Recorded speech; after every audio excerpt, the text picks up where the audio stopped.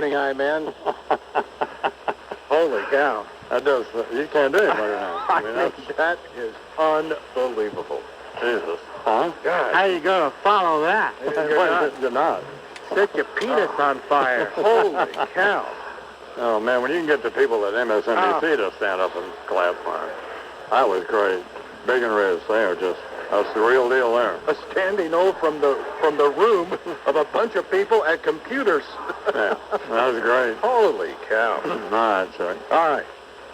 Some of the headline stories, some wild weather that swept through the area late Wednesday afternoon caused a lot of problems. Flooded roadways to a nearly deadly accident on Long Island. Wind gusts were clocked at upwards of 30, 40 miles an hour in places. Old Westbury police still investigating a freak accident in which a tree limb fell on a Parks Department truck.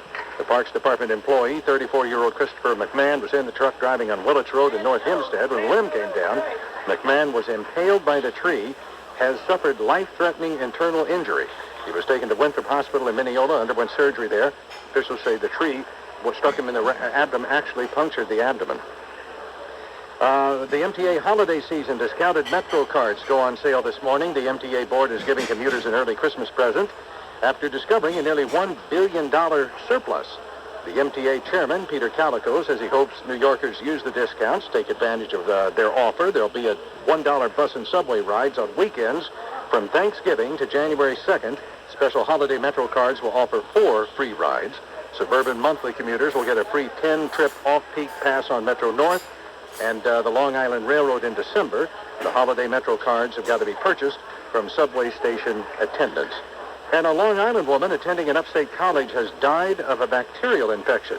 Officials at Marist College in Poughkeepsie say 19-year-old Caitlin Boyle of Babylon died last night at St. Francis Hospital. She had been diagnosed with meningococcal meningitis and had been taken to the hospital early on Monday. We'll have more coming up. It's now 3 minutes after the hour. Last week on CSI, an officer was shot down. Now, find out who did it. Believe me, it'll blow you away. CBS tonight. Life is calling, let's start living it. Day tonight, by the waves and harnesses, out to Meadowland. On, let's go. The winners play and adrenaline flows. It's all about being here. It's what your soul understands. It's all about being here. The Meadowland.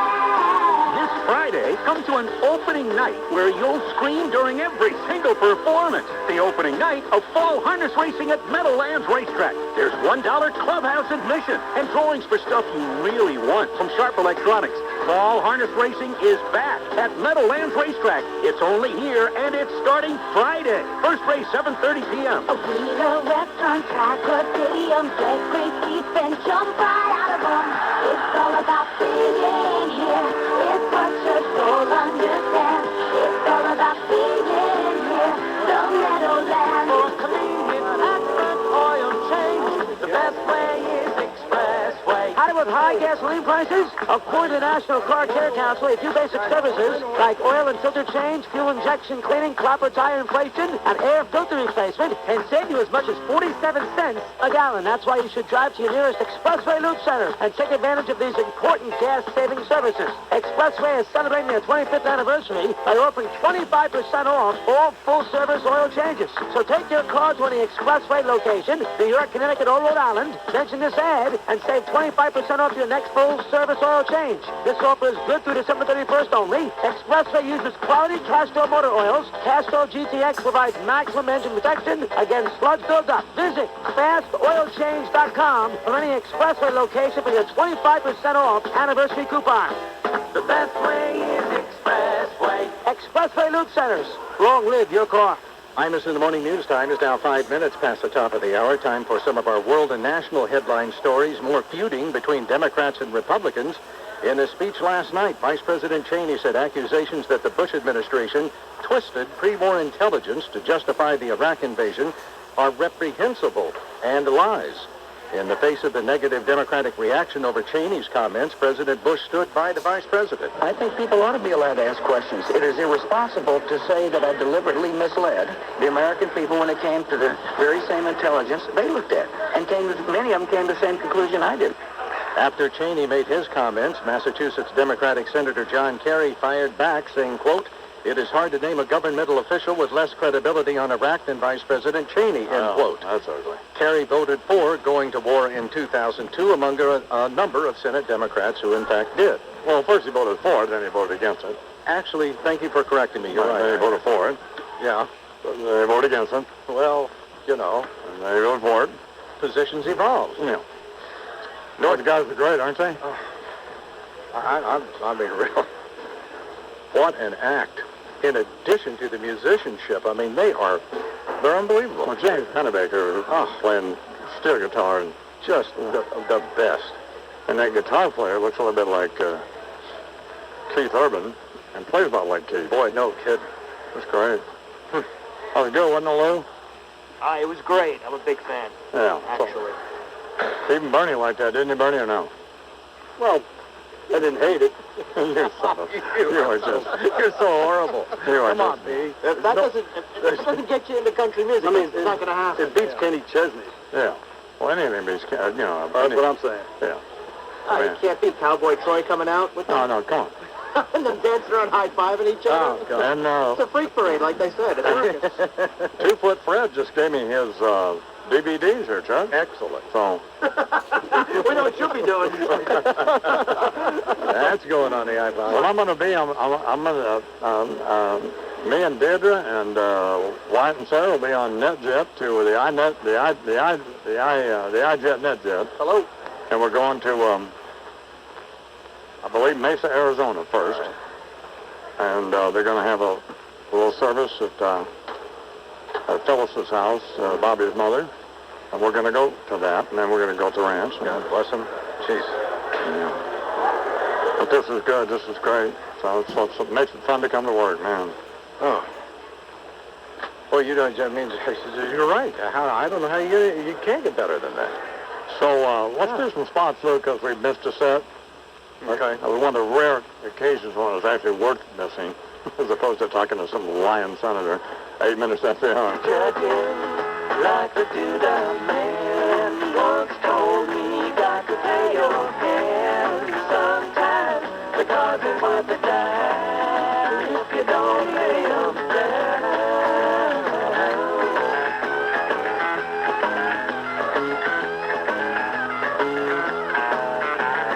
Sometimes the light's all shining on me. Other times I can barely see. Lately it occurs to me, what a long, strange trip it's been. I'm missing the morning. This is what life was before. Patrol. You can make it, it's 14 after the hour here in the Irish Morning Program on the radio around the country on MSNBC. We're talking to Tracy Burgess, but we can make a sandwich between you, Cowboy Troy, and 2 Foot Fred. Yeah. I'll bring the mail. Yeah. God almighty. They'll bang your yin-yang, that's for sure. Yeah. Oh, man.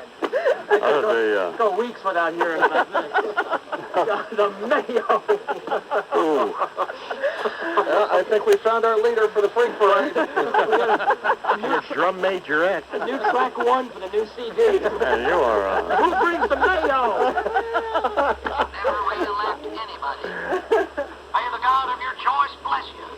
K.Q. Braidman, a new action figure. I got that. You know what? I take that back. Now we found our leader for the freak parade. Well, Garcia. anyway. Well, it was fun. Who's on tomorrow, Bernie? Tomorrow we have, let's see, Terry Bradshaw, Yeah. and we're working on a couple of other exciting guests. Well, the plan is I'll be at the ranch in the morning.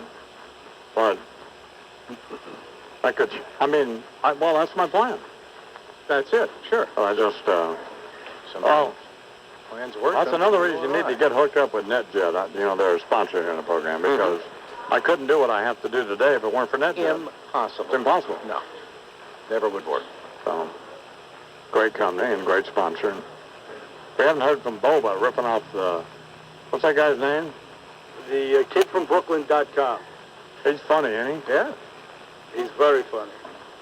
He's Yeah. the real deal. Yeah, I mean, can't be ripping off some guy like that. You got to give a guy like that credit.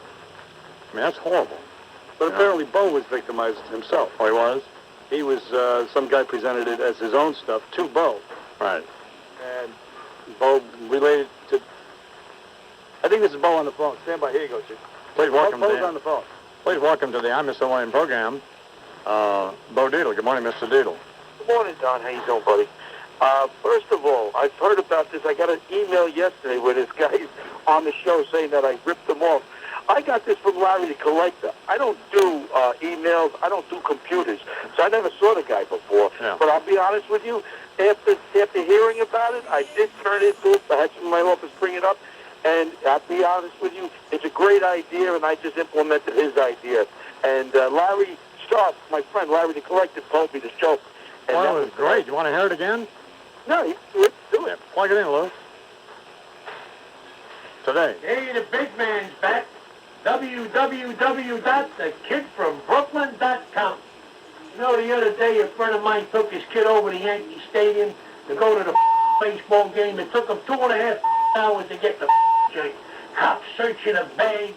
They're looking through your pockets. They're confiscating little penknives.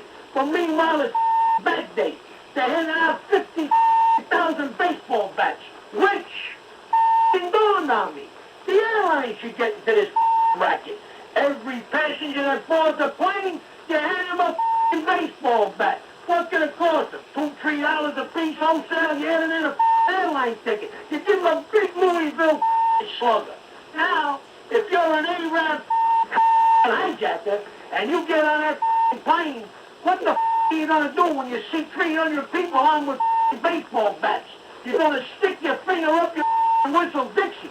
You're getting the out of there.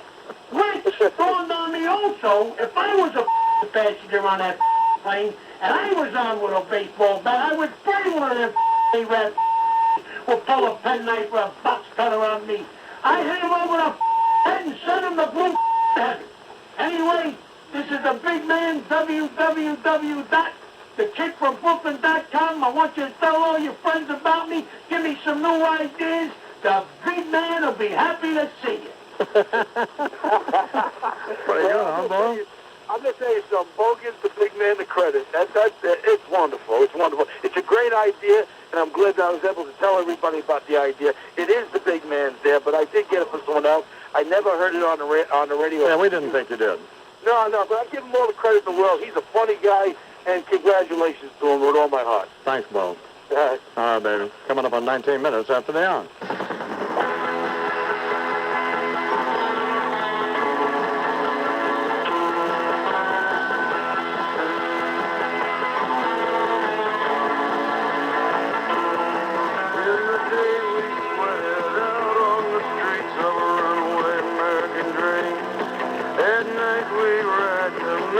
The glory and suicide machines sprung from cages on Highway 9, cold wheel, fuel injected and stepping out over the lines. Oh, baby, this town rips the bones from your back. It's a death trap. It's a suicide rap. We gotta get out while we're young. 'Cause tramps like us, baby, we were born to run.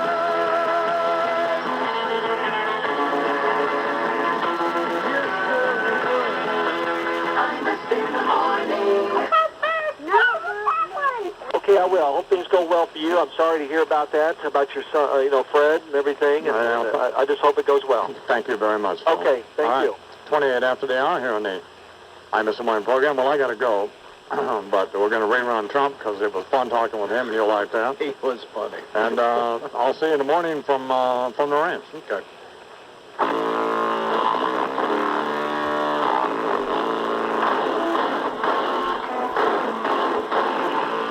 We do have a crash blocking the right and center lanes at that location. 15-minute delays at the Holland, 40 at the Lincoln, 30 at the George Washington Bridge from 8095 and Route 420 from Route 46 and 10 from the Palisades approach. The Imus in the morning forecast, sun and clouds, high in the upper 40s, 41 degrees in Fair and Central Park. I'm Maggie Mudflaps with the MasterCard International Fan Highway Patrol. Please welcome to the I'm Mr. William program, one of my favorite people, Donald Trump. Good morning, Donald. Good morning, Don. How are you? I'm very good, thank you. So, they canceled Martha Stewart's version of your show? Well, you know, I've been getting so much heat because people think I'm happy about that. And actually, I own The Apprentice with Mark Burnett, and I'd love to have seen her been more successful. But, you know, some things don't work out. And she's terrific, and she's a friend of mine. But, you know, that's the 14th copy of The Apprentice that hasn't worked. So I don't know, Don. I don't know what to tell you. But, yeah, they're not going to be putting it on again. You know, what really should happen, of course, is what they should have you suggest. Well, they can't do that. they've actually tried, to be honest with you. Arthur, you're just not fitting in. That's right. And then, yeah, well, that's sort of interesting. Well, they could write me a note, fire me, and then write me a note. Dear Donald, you're a wonderful human being, but actually I've decided that I just can't have you around. No, I meant you fire her. Yeah, I know. No, I know what you meant. I'm trying to be nice. Well, why would you want to be nice this morning, son? Yeah, who knows? I can't be too nice in your show. Good luck with that profile, by the way. Sounds like trouble. They're always great, aren't they? How many times have we had profiles on guys like us where we're looking forward to, we think it's going to be a total, great story, and then you just get crucified? Well, one of the things I like about you is which I've modeled myself after you, is I never forget anything, and I always make an effort to get even, so. Well, I don't know. I think you have sort of the same kind of a sick personality. I'm too nice too long to people. Yeah. And then when I get bad, I just don't ever forget it. It's just like, Melania told me that the other day, because it was somebody that did something, and I was always really nice, beyond where I should have been. And then I went the opposite way to this person, and that was like 10 years ago. And I just go out of my way. And she said, why don't you just take it easy, relax? I said, no, you can't do that. So I think you're that way, too. When it happens, it's pretty brutal. This guy, actually, to be fair, is a very nice guy. And, Tell me that in December. Don't tell it to me now. We're talking with Donald Trump and The Apprentice is on NBC tonight at 9 o'clock. Before we talk about that, did you see these oil executives testifying? Yes. What is going on here? Well, they're pretty arrogant, and, they're sitting on top of the biggest companies ever in the world, okay? And what's going on is unbelievable. How this country and how the world is just being ripped off on oil is beyond belief. And it's the combination of the oil-producing states and the oil countries. I mean, what they're doing is just ridiculous and just unbelievable.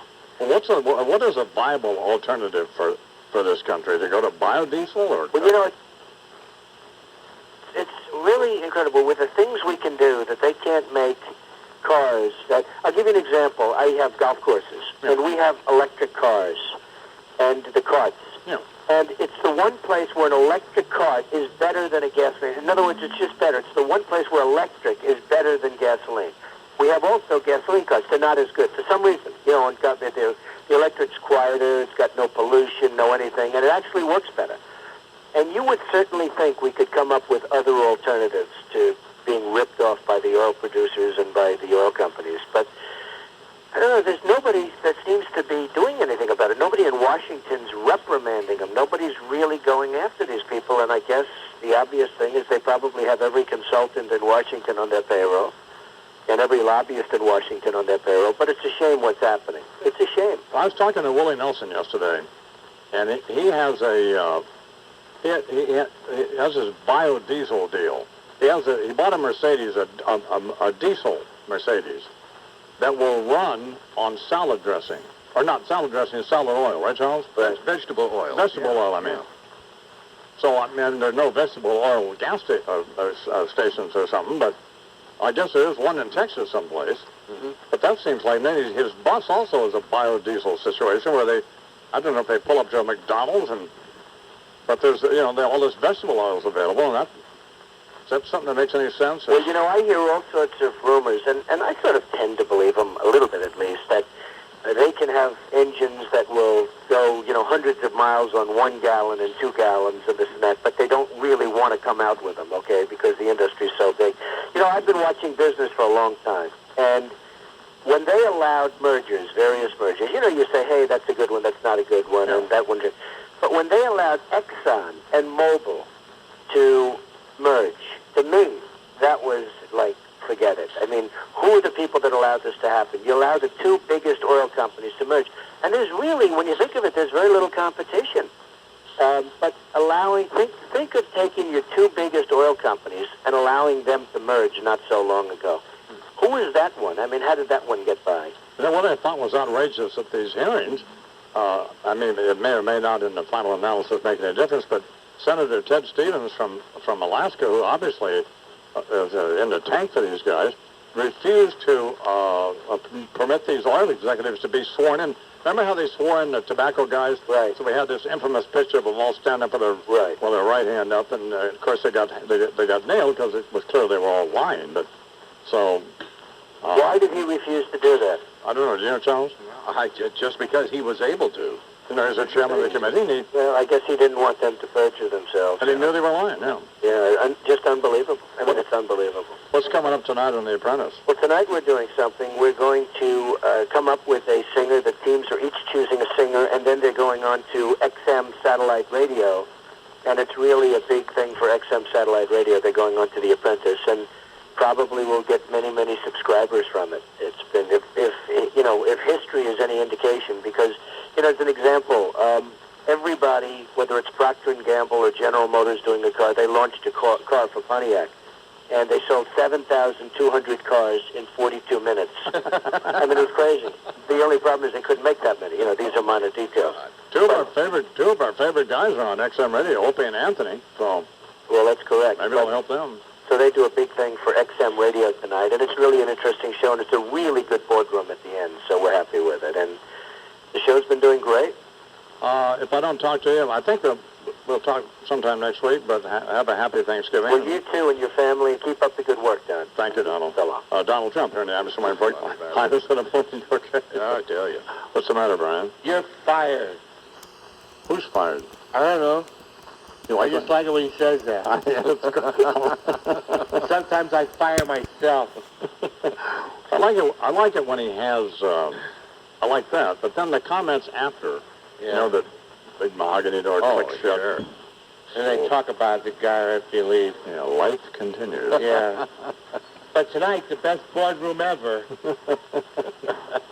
It's every week's the best boardroom ever. By the time the show's over, it's going to be just one big...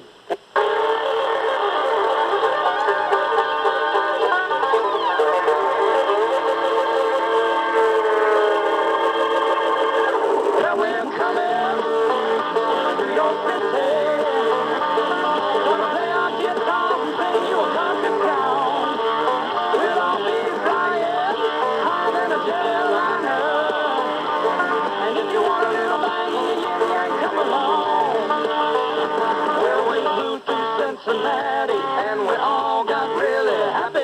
Grabbed a bowl of that skyline chili along the way. Then we rode on into Canton, scared the hell out of Marilyn Manson, and the party started happening. Hey, hey, hey. And in the middle of a Charleston night, we ran into Jessica White, and a little moonshine got us right from smacking play. And we're coming.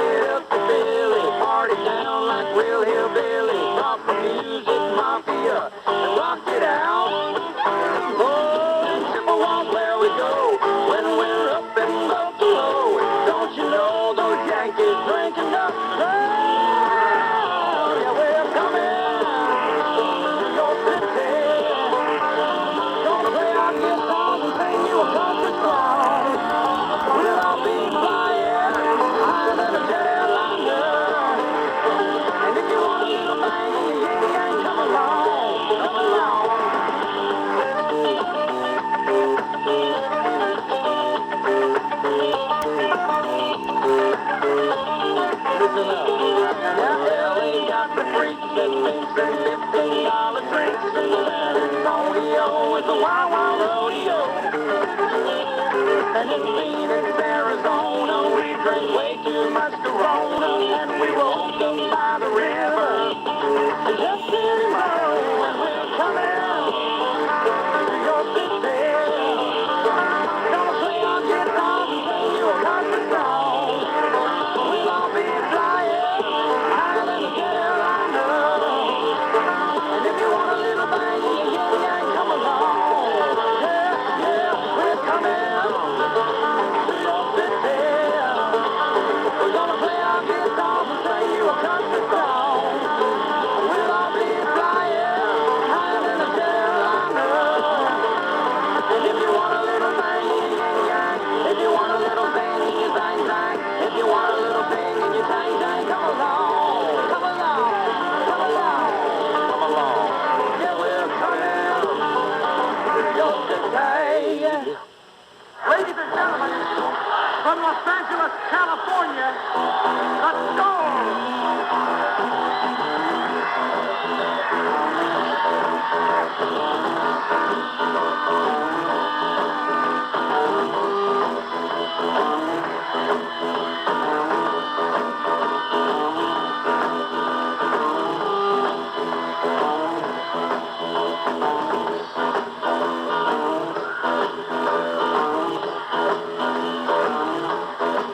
But if you're out on the road, you hand upon the wheel. But if you're out on the road, you hand upon the wheel. Come to the road that's gonna have a real good time. Yeah, the back of the road has got some bungalows. Out the back of the road has got some bungalows. Just for the people like to go down slow. Let it roll, baby, roll. Let it roll, baby, roll. Let it roll, baby, roll. Let it roll. All night long. Yeah, come on. In the morning. Yes, they have to say. Get yours for just under $2,500. Only at Top USA. We got it, we get it. Offer good through Sunday. See store for details. Please welcome here now, too, the I'm the Ceremony program, over from the Archdiocese, with some words of hope and compassion. Cardinal Egan. Good morning, Cardinal Egan. Good morning, God bless. All right, Mr. Marlin. Yeah. 1 week from today, another blessed Thanksgiving. And by the way, he looks my card. Could be the Iron Man's last, please, God. Because you look like you need a damn transfusion there, fella. And for lunch, maybe a big slab of beef. Something I'm sure Mrs. Imus hasn't had in a long time. At least not from you pimple dick old fossil, you be Jesus. No. Let me just say this to those folks getting ready to ship Tom Brokaw's old broadcast chair over to Imus. I know the Ironman's reluctant to ask, but it would be really helpful if you folks could attach some wheels to the bottom of this chair, and a couple of handles in the back and some footrest. And maybe a little something waterproof for the seat, you broke dick old buzzard, you be Jesus. Let me say something else, Mr. Mard. Yeah. Enough with this corny, homo, hee-haw, country and western bullshizzle, be Jesus, you Barnaby Jones-looking imbecile, you. Country music, me arse. Keep these rhinestone retards out of my archdiocese, Mr. Mard. This St. Green Acres, a-hole. Where the hell's a damn tornado when we need one? If you crystal meth-sucking corn folks want to whine about getting syphilis from your sibling, keep it below the Mason-Dixon line, be Jesus. Plus, it makes no damn sense, Mr. Marn, to have this silly country music award show in New York City. Felt like having the Winter Olympics in Guatemala. Or the Jew of the Year award show in Baghdad or some damn place, be Jesus. This whole event sucked, Mr. Marn. This was not real country. Country music is dead, Mr. Marn. Instead of performing on the same stage, Johnny Cash and Wayland and Willie and the boys would have taken the likes of Elton John over to a freight elevator and beaten the snot out of that freak, jeez. And then take turns poking the sissy in his hiney and drinking whiskey while the bitch cried out for help. Now that's country music, Mr. Marn. Am I right, McCord? I don't think so. No. I don't think that's an accurate characterization of the modern country music. Well, let me just say this to those two Kid Rock wannabes, BJs. Big and lame, Mr. Marner. I mean, big and rich. The Siegfried and Roy of country. Just because you run around a big black sellout and a dwarf doesn't make you cool. If we want a little banging or yin-yang, we're not calling you two stupid hicks, BJs. You pork and bean sucking schmucks, BJs. Go back to your trailer park, you God forgive me. Let us pray, Mr. Marner. No. Get your heads down, you heathen passages. Down. All right. In the name of the Father, the Son, and the Holy Ghost. A cinder block smashing the I-man's face we want the most. No. Lord, hear our prayer. Let's hear it. Lord, hear our prayer. Lord, we pray for our troops bringing democracy to Iraqi ingrate schmucks on chicken hook Cheney parties and his fancy tucks. Lord, hear our prayer. Lord, hear our prayer. And while the reasons we went to war continue to be murky, we pray someone stuffs an improvised explosive device in Rush Limbaugh's turkey fat scumbag. Lord, hear our prayer. Let's hear it. Lord, hear our prayer. Lord, we pray that MSNBC soon cancels Sissy Ronald Reagan Jr. In fact, we beg. It's clear the best part of this fella dripped down his great daddy's leg. Lord, hear our prayer. No. And good riddance. Stand up, you little jerk off, you bejesus. And good riddance to Ted Koppel in his Pico Show Nightline. We pray the I-man follows suit and that his heart thing just flatlines. Lord, hear our prayer, bejesus. Lord, hear our prayer. Amen. Which doesn't belong and why? I like this part. Which doesn't belong and why? Right. Eh? New Orleans Mayor Ray Nagin. Ray Nagin. Eh? President George Bush. George Bush. See? Hey, Mr. Lamar, which doesn't belong and why? Well, obviously, Ray Nagin. Right you are, you pediatric thing, you bejesus. Well, all three of these dumb bastards have David Dickon-likes approval ratings, and they're clearly in way over their empty heads. The answer, you're right, jackass, is, hey, Mayor Nick with Nagin doesn't belong, because unlike the other two, Nagin is not hung like Big and Rich's midget, bejesus.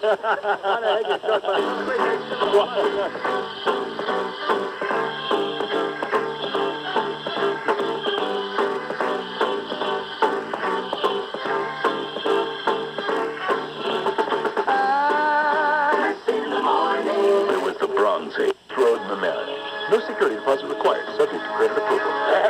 Copyright 2005, Infinity Broadcasting. All rights reserved.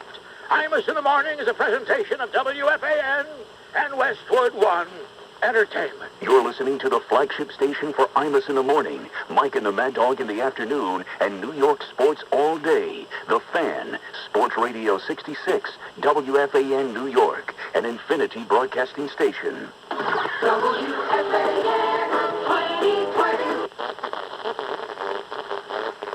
The Lakers, Larry Brown against Phil Jackson, first time this year, and it's the Lakers. And the Mets take a 5-4 lead. Joe Bonito. Sports Radio 66. Good Thursday morning to you. It's the Midday Show with Joe Bonito, 718-937-6666. Here's the phone number, carrying right through to 1 o'clock, when of course the Mike and the Mad Dog program will come your way. Don't Kramer, Matty Deutsch on the other side of the glass, and you heard Gary Cohen's call. Well, Xavier Nady didn't hit a home run last year for the Mets, but if you're a Mets fan, you hope he hits a lot this season, as he is the newest member of the New York Mets. He laid up the Sandy. 6116. Blumenthal, AXA Financial Business, is a division of Advest, member SIPC. It is 5 minutes after the hour here, the Imus Morning program. On the radio all over the country and on MSNBC. Well, I just met Fred. Oh, you did? Fred is not 2 feet. He's 3'2". Oh. Cowboy Troy's here. No kidding. I just met Big and Rich. This is great, isn't it? This is going to be great. How about Limo Larry? This is worth coming to work for. So they're going to do something here in about 20 after, something like that. And then we'll talk to them a little after 8, and then they're going to do 4 or 5 things. So I'm very up for all this. Then, between now and then, we're going to talk with Senator Pete Domenici, Brian Wilson from the Beach Boys. Do you still say you're from the Beach Boys? I'm always in the Beach Boys in my heart. Sure. Until Mike Love gets another subpoena thrown at me, and then I can't say nothing no more. All right. It's unfortunate that this, it's kind of, it's sad, actually. It's sort of melancholy that this is wound up in court. I mean, that's why I get that. You wait, Opie. It's going to happen with you and Anthony soon. There'll be subpoenas flying back and forth. You won't even be able to call yourself Opie anymore. Okay. You'll be arch enemies. Well, I like Anthony Elwell, so. Yeah, but he could be your arch enemy like that. Right. Okay.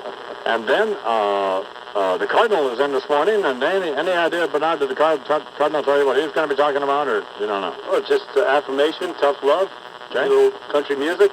Okay. So the Cardinal's coming up. Well, it provides us with our spiritual sustenance, right, Charles? Exactly, and it's needed. Yeah, anyway, 7 minutes after the hour, it's time for a little news now. And don't forget, giving away the Max Jet trip to London. All that coming up this morning. Oh, Did you man. identify that stupid voice you didn't plan? Yeah. Margaret Thatcher. Charles thought it was Stephen Hawking, which nobody was amused with, Charles. Johnny Rotten. No, it's not him either. Anyway, here's Chuck with the news. Good morning, Charles. Well, in addition to the president's story today, he's in South Korea for the Trade and Economic Summit, taking time to respond to critics of his pre-war Iraq policy. News conference said it's irresponsible for Democrats to say he deliberately misled Congress and the public about Iraq. Vice President Cheney saying much the same thing as they now decide that they're going to respond almost on a word-for-word basis to their critics. And there is also this story that continues to develop. Trust me, I'm a chief. I'll hire good people. That's my little kinky Friedman action figure, Charles. That kinky was concerned whether I would like it or not, and I love it. It is great. I like it, I love it, I want some more of it. Yeah. Hell yes, it's a Cuban cigar. But I'm not supporting their economy. I'm burning their fields. What's the matter, Brian? Very unsettling. All these tiny cowboys around here this morning. All right, Chuck, what else? The Washington Post, Bob Woodward, trying to fend off criticism about why he did not reveal to his bosses that a top Bush administration official had told him the name of CIA operative Valerie Plame, and apparently it may work out that he, Woodward, was the first person to learn about this. Woodward says that he didn't want to be subpoenaed to testify about the outing of Ms. Plame. Who done? Who did? The wife of Joe Wilson, the critic of pre-war intelligence. Woodward says he learned about Plame and her work with the CIA over 2 years ago. He has apologized to the Post's executive editor, Washington Post executive editor, for not telling him, for not revealing that to him, that all the time that all this was going on, he had this information. He says he hunkered down more than he usually does, and also says he had been working on a book, Plan of Attack, about the administration's decision to go to war in Iraq. But what may be the bottom line, Woodward saying he was told about Plame before Scooter Libby spoke to any reporter, is that he undermines the prosecution's claim that it came from Libby initially, and that she, Ms. Plame, was in any way undercover, because Woodward said he testified that the reference to Wilson's wife seemed to be casual and offhand, and that he testified, Woodward, that according to his understanding, an analyst in the CIA is not normally an undercover position. So there's going to be a lot about this developing. Governor, What, Bernie? That was Brian starting to speak there, I believe. Just goes to show you can't listen to every guy who talks to you in the parking garage. Yeah, you're right. You're right about that. That would be the case. All right, what else, Chuck? Governor of Texas expressing concern over FEMA's decision to discontinue housing assistance for homeless Louisiana families. The governor is worried that there's no long-term plan for them, but starting December 1st, FEMA will no longer reimburse for hotel and motel rooms for evacuees. Pinky's arm won't stay out. Uh-oh. All right, then. Well, this is the prototype I have. Well, that's a good one. That is cute, isn't it? Speaking of the governor of Texas, this is the next governor of You Texas. bet. Great, thank you, Freeman. I support gay marriage. They have every right to be just as miserable as the rest of us. It's like the real thing. It keeps saying the same stuff over and over again. Right, this is true. The Anderson White Business Report, sponsored by the New York Stock Exchange. Today at the exchange, I don't know what's going to happen. Oh, Energy Partners founder, chairman, and CEO Richard Bachman will ring the opening bell of Celebrates Company's 5th anniversary listing. Energy Partners, headquartered in New Orleans, Louisiana, trades under ticker symbol APL. Canadian National Railway President and CEO E. Hunter Harrison will ring the closing bell to celebrate their 10th anniversary of the company's privatization. IPO and listing. Canadian National Railway, headquartered in Montreal, Canada, trades under ticker symbol CNI. Yesterday, Dow Jones Industrial Average closed down 12 points to 10,765. Brian, you ready? NASDAQ closed up 12 points to 2188. The S&P 500 closed up 2 points to 1231. It is 12 minutes after the hour, and please welcome now officially to the I'm Mr. Man program with some thoughts on I'm not sure what. Brian Wilson. Good morning, Brian. Hi, I'm Brian Wilson. How are you? Good. I'm fine. Hi, Opie. Hi, Anthony. Happy Thanksgiving, Yeah. which, as everybody knows, is the holiday invented by Howard Stern. Hoo-hoo, tell him, Fred. You know, I'm pretty excited about the parade. Not the Macy's Thanksgiving deal, but the Big and Rich Freak Parade. I want to join and play the glockenspiel. Now, I know it's not literally a parade, and that Big and Rich are really a band. Big Kenny, the Universal Minister of Love, and John Rich, the Cowboy Stevie Wonder. And actually, their freak parade isn't really all that freaky.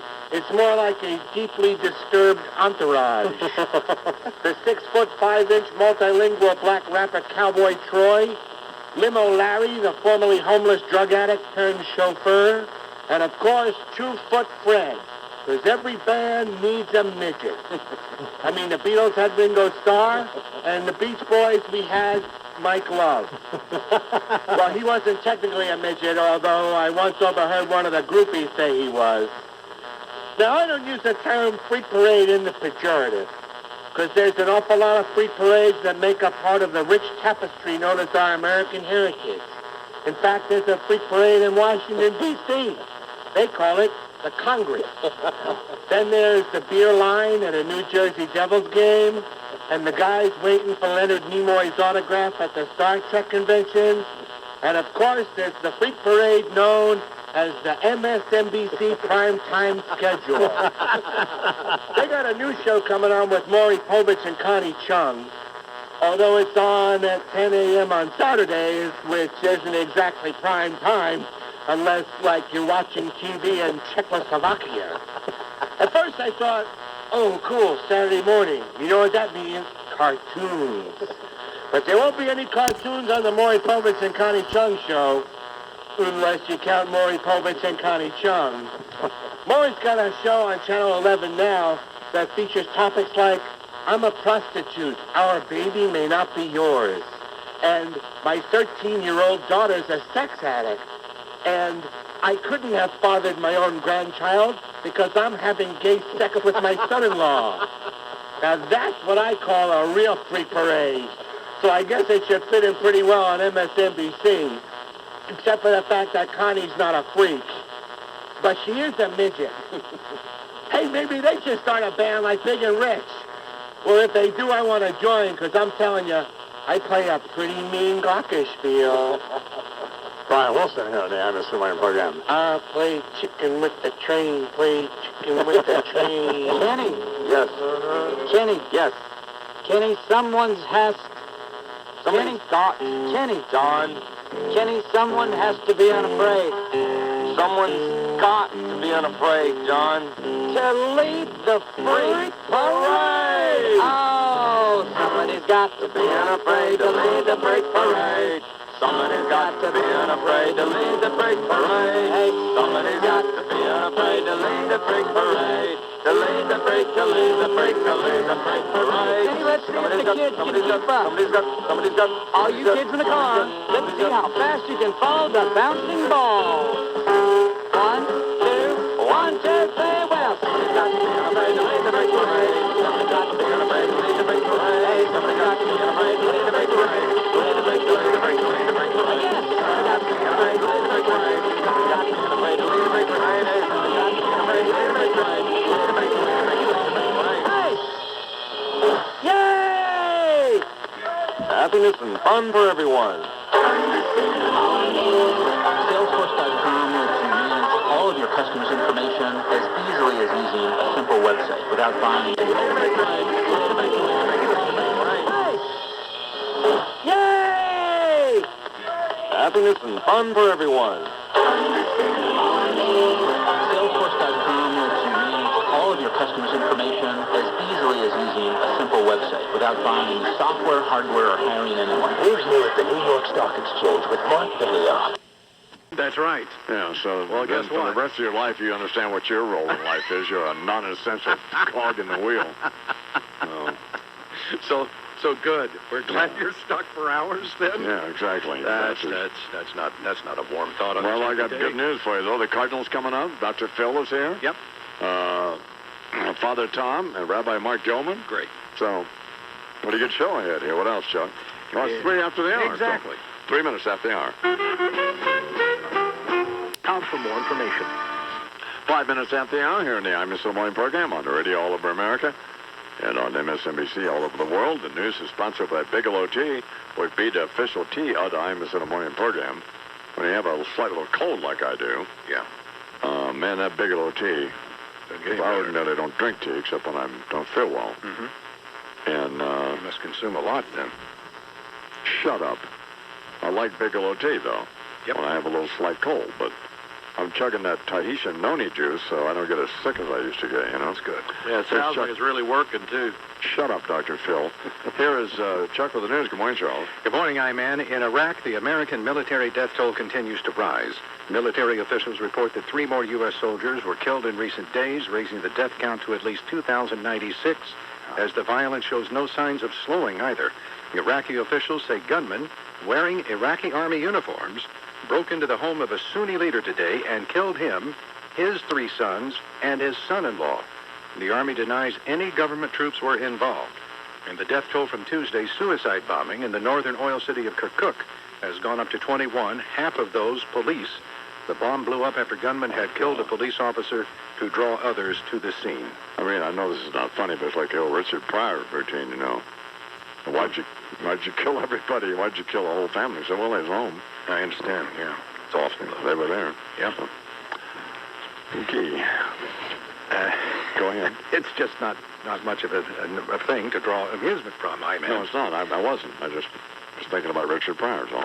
After being held for more than 3 years on suspicion of plotting a massive terrorist attack, a radiological bomb attack, Jose Padilla, as he now wants to be known, rather than Padilla, as we had been pronouncing his name. Why do we ask ask? We have to what this bastard I did? don't know. But Well, that's why do you? Well, just the way that's Well, just it makes you a Shut up. sympathizer. You shut.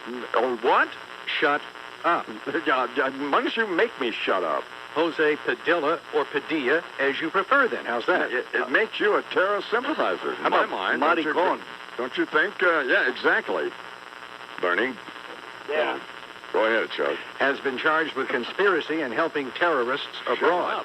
The 11-count indictment also accuses Padilla and 4 other men of running a U.S. support cell. Pretty brave here. That provided money and recruits to the jihad campaign. He had been held as an enemy combatant under the Patriot Act. Great. The government had accused him of planning a so-called dirty bomb attack, but there was no mention of that in the indictment, in fact. Right. And in Florida... Is he invited to your Thanksgiving deal? No, he's not. Oh, okay. In Florida, school teacher Deborah LaFave, she's invited, who should be invited, will avoid prison after pleading guilty to having sex with a 14-year-old student.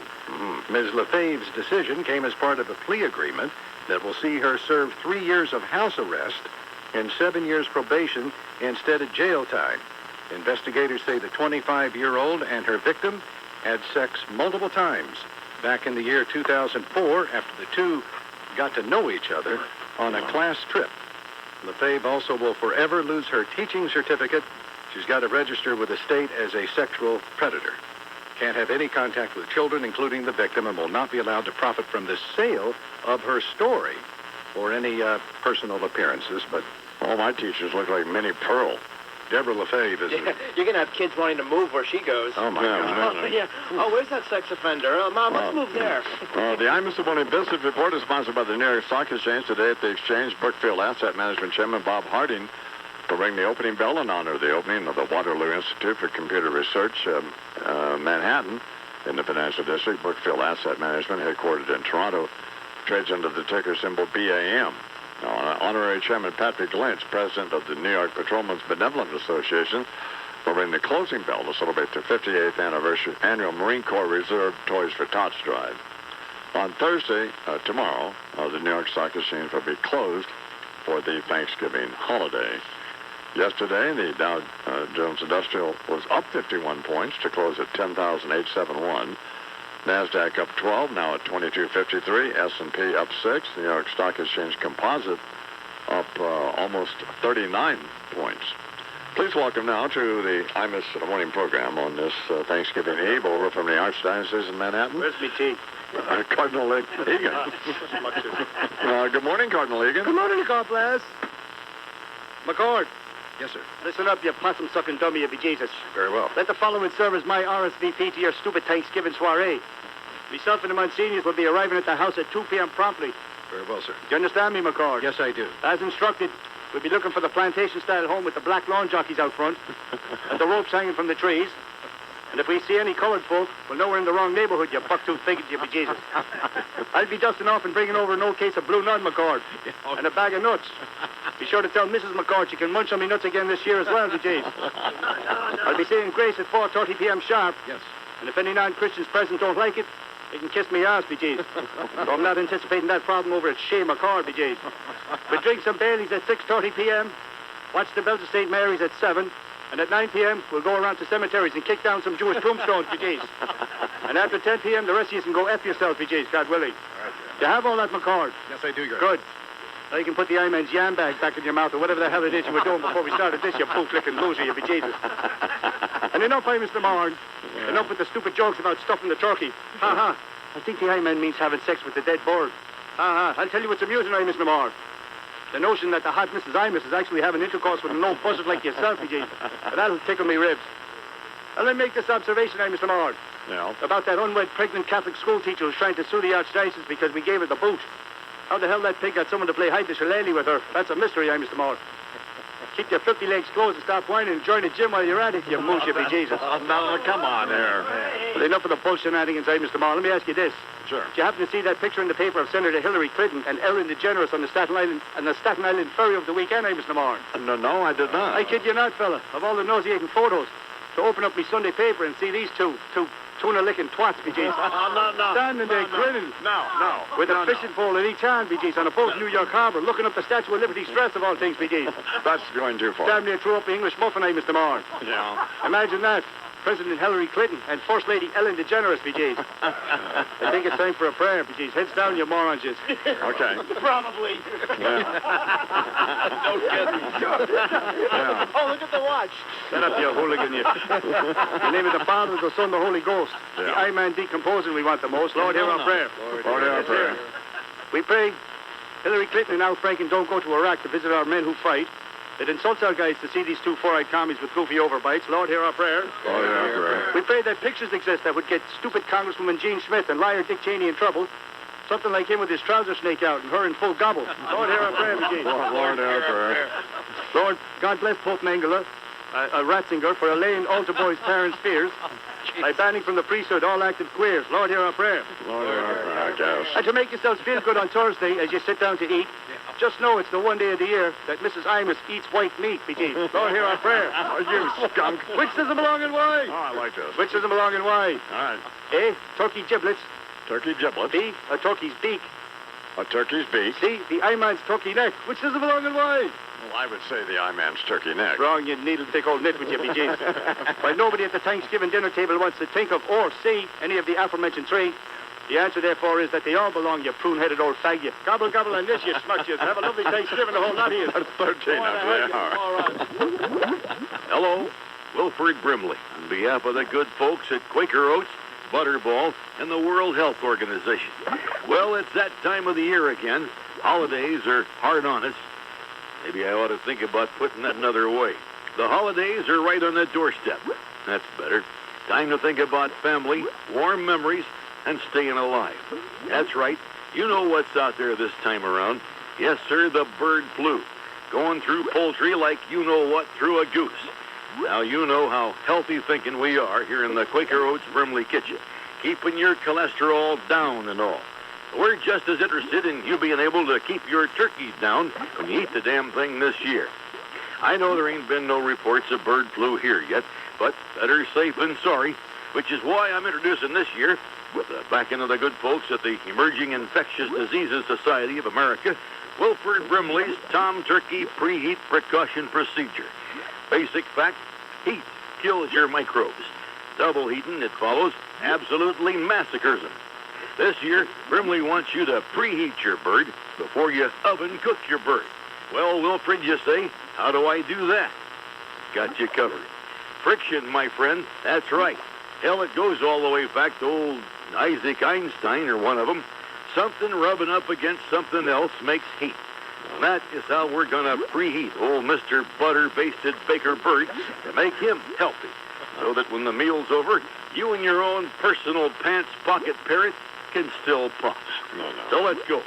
Just take hold of Mr. Tom by his conveniently located drumsticks, love handles, some call them, like this here. Make sure he's on a table at about waist level. Then simply take out your private meat thermometer so you'll know when he's hot enough. And go to making friction with it in that appropriately named stuffing cavity. A bonus hint, you're going to be simultaneously basting the sumbitch at the same time. Then, when you're done preheating, throw the entire mess in the oven at about 700 degrees and get ready to gag. Bird flu? I don't think so. No, sir. Not with Wilfred Brimley's Tom Turkey preheat precaution procedure.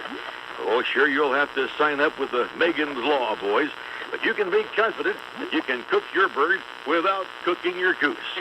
Don't have to thank me. It's the right thing to do. That is sick.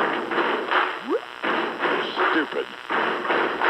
Dr. Phil's next. This is for you, Dr. Phil.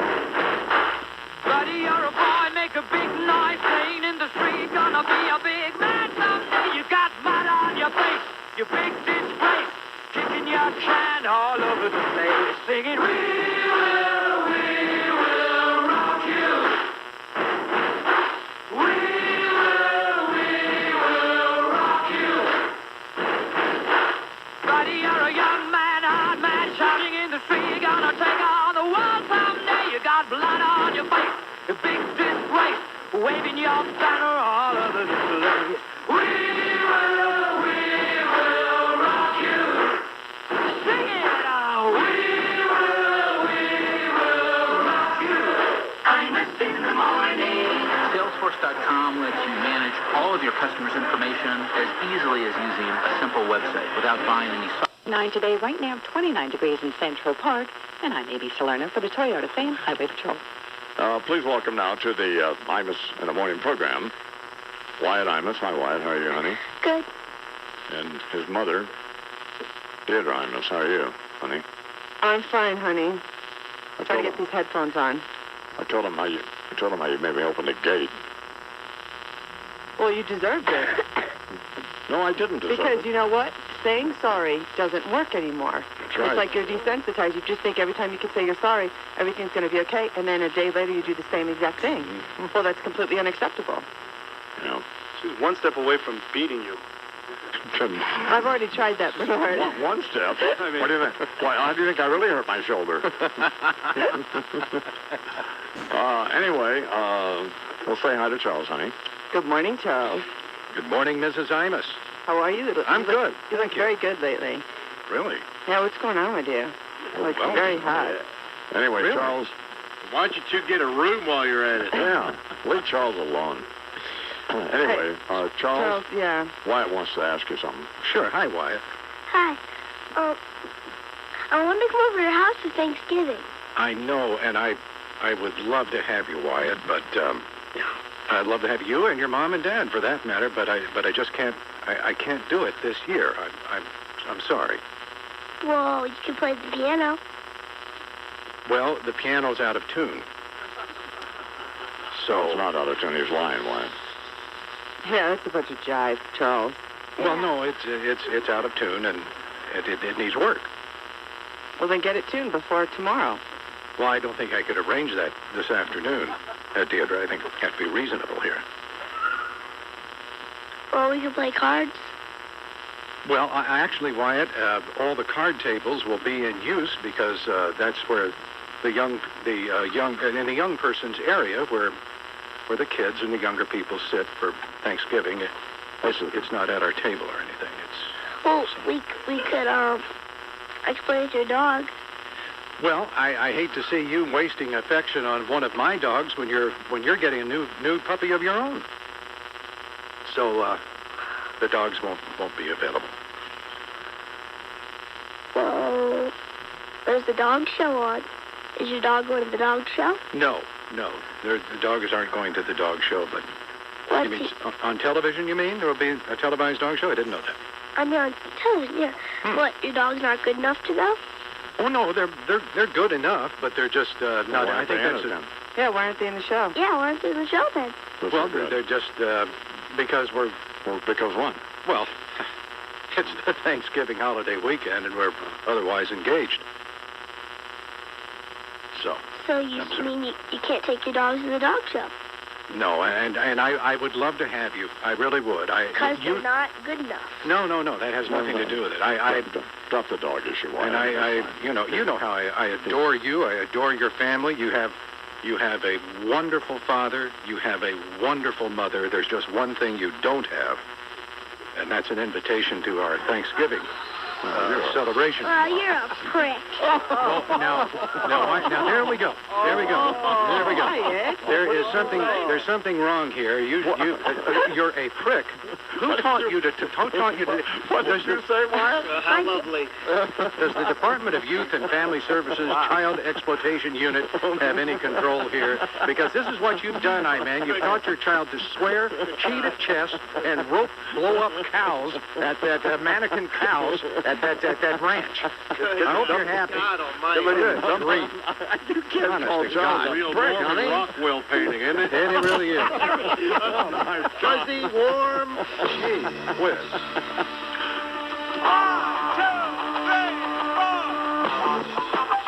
He is a prick, by the way, Wyatt. I know.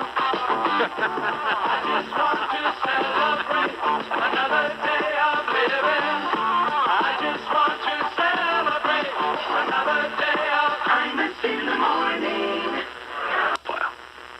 It is 30 minutes after the hour here on the Imus in the Morning program. Do you want to apologize to Charles for calling the bad word, Wyatt? No. Okay. Wyatt, you should. I'm sick of you both making fun of me, too, by the way. Go do something. Go feed the cows or something. No, I mean, we're just going on here because you're just so ridiculous. Oh, you guys, what, are you going to go back to bed now? Well, you know, making fun of us when why? I've never had a problem getting up in the morning when I have to get up. Why, so how am I going to ride my horse all day? I'm tired. And then what she said? Huh? So? I have to. Well, he does ride the horse all day. Sports is sponsored by TomTom. But I'm sleeping. I mean, all these leg cramps and hand cramps. And, oh, my head hurts. Oh, I can't breathe. Is that funny, making fun of your father can't breathe? Why? Hysterical. You're such a little jerk. Oh, man, I'm feeling the love. Wow. And you get mad at us? Well, because it never ends. On or off the air, it's not an act. You know what's real funny, Wyatt? When you step on his throat, he flops around like a fish. It's real funny. You hear those gurgling sounds? Hold the tube tightly. Sports is sponsored by TomTom. TomTom is your portable everyday GPS solution. Visit TomTom.com, and here with sports is the fat guy, Chris Carling. Good morning, Chris. Morning, man. Are you ready? Yeah. All right. The Fat Boys Lock of the Week. The Lions will beat the Falcons tomorrow. The Broncos will beat the Cowboys. And after I show up at his house tomorrow, I've got 2 words for Chuck. What are they? Second mortgage. The Fat Boys Lock of the Week. That's sports. I'm Chris Carlin. Please welcome now officially to the Imus in the Morning program, our old friend, Dr. Phil. Good morning, Dr. Phil. Morning, man. As the spike in the suicide rate would indicate, the holiday season has arrived. Thanksgiving, the traditional celebration of health, home, and hearth, when you're forced to break bread with people whose existence you deny every other day of the year. In fact, most of us would rather eat a butterball turkey stuffed with avian flu than have to listen to our drunk father-in-law rant for 6 hours about how he would have been line manager by now if it weren't for that uppity colored kid getting his promotion. I don't care who you are, the Kennedy clan or the Manson family, there's a horn of plenty just overflowing with dysfunction sitting at every Thanksgiving table. And chances are you'll be sitting between the mayor of Crazy Town and Mrs. H.I. Crazy Positive. We all have a version of at least one of these archly annoying archetypes hanging like moss fungus off our family trees. The sister and her soon-to-be ex-husband who perform an uncanny recreation of what they've been working through at the marriage counselors. Would you please pass the peas, honey? Why don't you get your whore to pass them to you? The vegan nephew who calls you murderer every time you reach for a drumstick. The bulimic lesbian niece who leaves the table every 5 minutes and comes back for yet another helping of sweet potatoes. Everybody's got that harmless old Uncle Alzheimer who, during the meal, can usually be found wandering around the bushes in the backyard looking for his pants. And what would any family gathering be without the judgmental, mental case mother-in-law who thinks your wife traded down when she accepted your marriage proposal instead of that nice pipe fitter boy she used to go with? Or dear old grandma who always smells of turnips. Not because it's Thanksgiving, but because her depends are full. There's a whole slew of variations on the creep known as brother-in-law. Everything from the one who spends most of the meal trying to get you into his pyramid scam, to the one who thinks French kissing your wife is appropriate because we're all family, to the one who gets drunk and calls you baldy and wants to know how Mr. Big TV Shrink A-hole feels about having to kiss the ass of a fat black woman just to get his career off the ground. I implore everyone within the sound of my voice to make tomorrow a tolerable, uneventful, peaceful event by doing what I do. Start drinking. Now. By the time the turkey's out the oven tomorrow, you'll be under the table, unconscious, but thankful that it'll be a whole year before you'll have to suffer through this hell again. And why? Daddy keeps the guns in the case next to the bed. Dr. Phil here on the I'm a Silhouette program. It is 25 minutes to the hour. Father Tom Hartman and Rabbi Mike Gelman are coming up here in just a couple minutes. And is Lou back yet or no? Guess not. He's in the house. Oh, he is? You ready, Lou, or no? Yes, ready. Come in. Oh, God. Come on.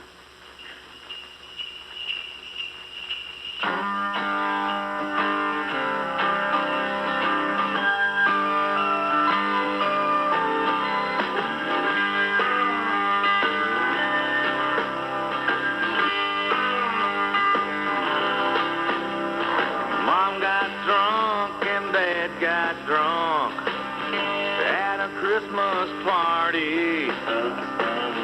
We were drinking champagne punch and homemade eggnog. Little sister brought her new boyfriend. He was a Mexican. We didn't know what to think of him till he sang Feliz Navidad, Feliz Navidad.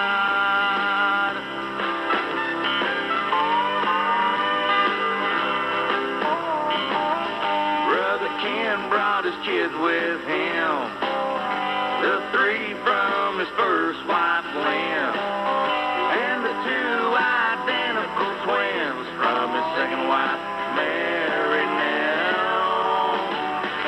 Of course he brought his new wife Kay, who talks all about AA, chain smoking while the stereo plays Noel, Noel, the first Noel. I'm a in the morning. All right. Let me talk to you about 5 minutes after the hour here in the I'm in the morning program on the radio all over the country and on MSNBC all over the world. Felt kind of sorry for poor Father Tom, thinking you're going to invite us to Thanksgiving. Well, you know something? Yeah. I mean, that did make me feel awful. Father Tom Hartman, one of the sweetest, most spiritual and genuine individuals I've ever been privileged to know. On the other hand, Rabbi Gelman is a jerk. But Father Tom personally intervening on behalf of my dear friend of 34 years, I mean, I have to say it, says we should find a way to embrace the Imus family tomorrow. So, Chuck, you, Deidre, and Wyatt, and so, honest to God, how can I possibly refuse Father Tom Hartman? I don't know. I don't know either. I just can't.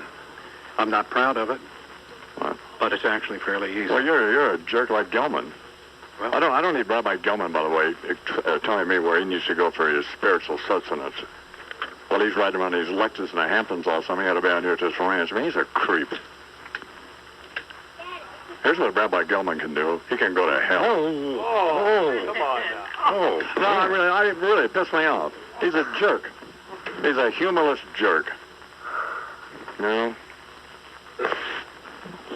Tucker The last thing I need is that phony running his mouth to me. You know? Really, I can't tell you how it irritated me. Honey, calm down. If it bothers you so much, just forget about it. Butt out, you little midget. Make me that midget. Who turned his mic on, by the way? I don't know, but... Anyway. Good timing, though. That'll be fine, Wyatt. Don't you go feed the horses. Go feed the cattle. Is it 6 yet? Yes, it's 7 minutes after 6. Go up to the barn. Take your son up to the barn, honey. Is my mic on? Yes, but I mean... Oh, no, I just wanted to wish my sister a happy birthday today. Oh, yes, Barbara Heckler. I love your sister. Yeah, my favorite sister, Yeah.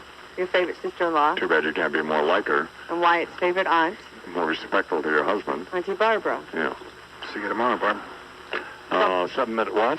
I know. See you tomorrow, Barb. Is Barbara going to your house for Thanksgiving? Well, sure. And Keith? You're kidding me. And the kids? Her little daughter. Oh, no, we're going to leave the kids out. Of course. Why, did you hear that? Madeline and Samantha are going to Chuck's for Thanksgiving. All right, 7 after the hour. Please welcome out to the I'm Mr. Wayne program. The Chief Foreign Affairs Correspondent, NBC News, Andrea Mitchell. Good morning, Miss Mitchell. Good morning, Mr. Imus. How are you? Well, I've got a bad cold, but Chuck, I'll be better for tomorrow, and I'm bringing the cranberry sauce. Is there anything else you need? Bless your heart, thank you. Well, that's very sweet. You're enough and trouble. courageous. But did you want Crazy Al to bring the clarinet? You know, I mean, I would love it. I wouldn't want to impose on him, but I would love it if he Well, would. let me see if I can talk him into Okay. it. Okay. So anyway, Andrea. And how are you? I'm fine. I had Rusted on yesterday. Mr. Rusted, I call him. And one of my son's heroes, and one I approve of, by the way. So one of my heroes, actually. One of my heroes. But there seems unclear about this, and perhaps you can clear it up, about what you said back in October of 2003. You were asked by apparently this Alan Murray of CNBC, do you have any idea how widely known it was in Washington that Joe Wilson's wife worked for the CIA? And you said it was widely known among those of us who covered the intelligence community and who were actively engaged in trying to track down who among the Foreign Service community was the envoy to Niger. And I have been trying to figure out what the heck I was talking about, frankly. Right. There is confusion because I'm confused. I know what I know at the time because I know that I met Joe Wilson on July 6th on the set of Meet the Press when I was interviewing him. It was the first time he was on camera. And I know I did not have any idea that his wife worked for the CIA. I had been trying to find out who the envoy was. I was not one of the people in Washington who knew Joe Wilson. So that's what I've been working on. So you didn't. So when you told Alan Murray at CNBC that it was widely known that his wife worked for the CIA, I tried to figure this out. I believe that I was. Were you drunk or what? I don't even remember the deal. I've gone back and talked to the people I was working with at the time. I know that I didn't know about the wife. I knew that there was an envoy, and we were working, trying to find that out. All I can figure is that I misunderstood Alan's question and screwed it up. Right. Not that you or anyone else has ever screwed anything up. Well, we know I do, but I don't have I don't have the credentials you have. Well, I wish I did. Well, I wish I could understand what the heck I was talking about. Well, his question was. I know the question now. I've gone back. I've reread it, and I think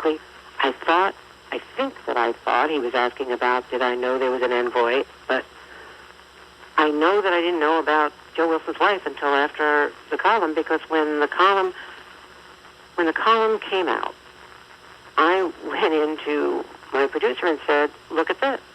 How the heck did we not know that?"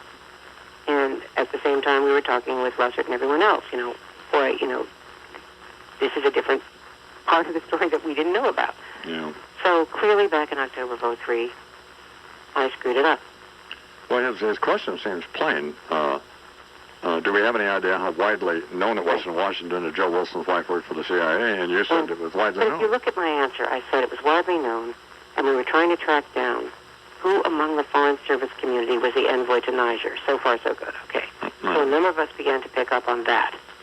But frankly, I wasn't aware of her actual role at the CIA and the fact that she had a covert role involving weapons of mass destruction not until Bob Novak wrote it. Well, that part is clear. That's clear. So what's not clear is that I didn't know about her role at the CIA until Bob Novak wrote it. And I obviously got it muddled. Well, what this suggests to me is that you knew she worked at the CIA, but you didn't know what she did there. Exactly. Is that fair? Did you know that? I didn't. Why did you say you did, Andrea? Because I messed up. Oh. I think that I was confused about the timeline. We weren't all as focused on the timeline then as we clearly are now. I think I just was confused. Did you ever have a discussion with Russert about it? Sure, after the fact. Oh. So. Well, I've had conversations with Russert, obviously after Joe Wilson came out on Meet the Press. Right. And we all talked about, the 16 words. Well, that's what we were focused on. We were focused on Niger, uranium, were there WMD. Sure. That's what the whole focus was, not on his wife. Then Joe Wilson's wife was mentioned by Bob Novak, and it became a major issue when the CIA referred it to the Justice Department for investigation. Did you talk to the same source that Woodward talked to? I don't know who Woodward's source was. I have my own suppositions, but I have no, factual data. What do you think it was? Armstrong's or what? Well, I think a lot of people are speculating about Dick Armitage because he's the only one of now a legion of Washington players who have said, I wasn't the source, Everyone's coming forward to say they weren't Woodward's source. And, of course, there's also speculation, Don, that Woodward's source and Novak's secret source could be one and the same person. While we're looking for these weapons of mass destruction, maybe we could look for old Dick's neck, huh? Well, he happens to be a wrestler and a weightlifter. No, I understand. Just trying to add a little levity to this because... We could use some levity. Pardon me? I think we could use some levity in this whole mess, couldn't we? This has not been a great day for journalism. Well, I think the reason that there's question about you, and I'm not patronizing you, but it's because of the respect you have as a journalist and as a reporter. So. Well, I appreciate that, but I've got to tell you... Somebody is very careful about what they say and when they say it. I have gone back over this, I can't tell you how many times. I was quite surprised to hear about it because it isn't consistent with anything in my memory. I can't find any notes that reflect this alleged knowledge, and so I was muddled on the timeline. That's all I can imagine. Have you been subpoenaed? No, not at all. Have you talked to Fitzgerald informally? No, in no way. I didn't have any knowledge about this. One of the things that happened was that the Washington Post wrote an inaccurate story in the middle of this whole period, saying that I was one of the 6 people who had been leaked to before the Novak column. And that's how my name first got into it, which was not true. They didn't check with me. They didn't call me. I was in the office all day. It was a Sunday. They wrote the story on Monday morning. Well, that was totally wrong. Russert was a little short with me yesterday. Well, understandably, he didn't need to be questioned about what I knew and when did I know it. I mean, it's my problem. I obviously misspoke or got confused. And so, as he put it, I'm the best source on that, and I'm glad you're talking to me about it. It's almost like he was trying to hide something. No, he was just trying to be some little, card table to put in the garage or... No, it's not going to happen, is it, Charles? Not from here, no. 19 after the hour, thank you.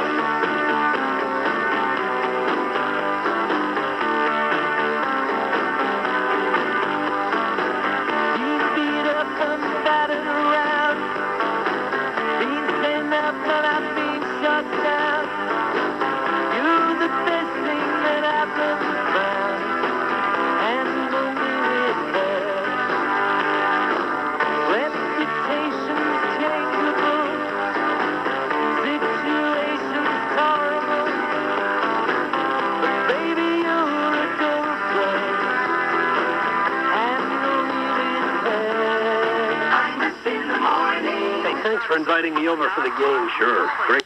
Dr. Phil in the house with us, and always nice to have you on the show, Dr. Phil.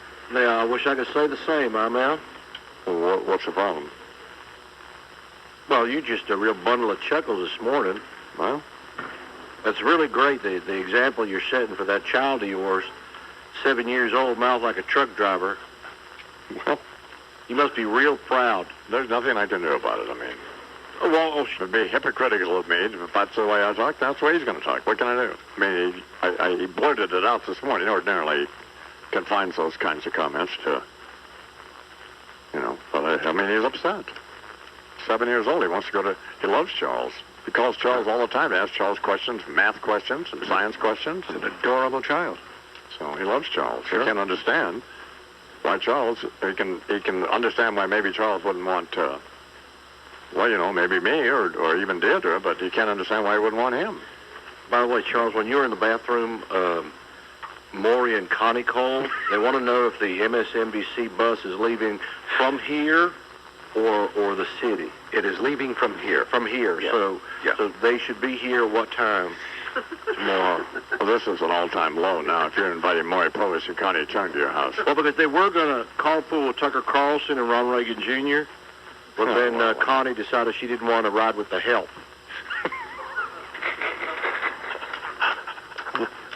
Well, so that's the only reason they're opting for the bus. Around noon. Around noon, That's okay. right. All right. Well, And Pat Battle from CBS, Yeah. she's bringing a pumpkin pie. That's sweet. I like that. this is not funny. This is stupid. No. Oh, really? You just figured that out now? 9 days later?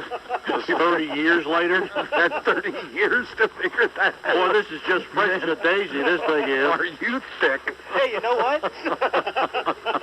I just discovered. Hey, Oogie Pringle can't come to the Thanksgiving either. But Johnny Dark is going to make it.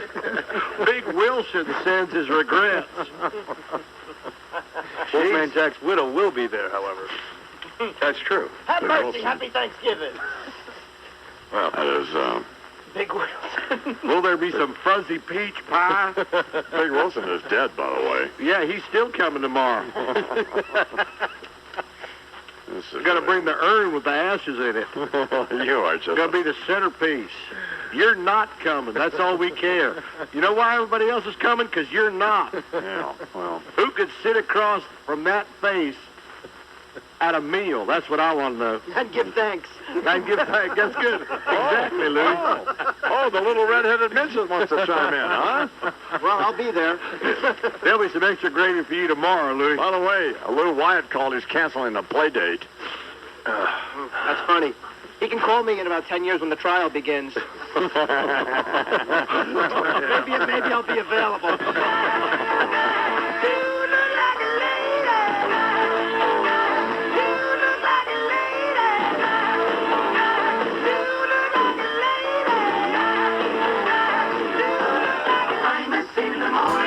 An important message.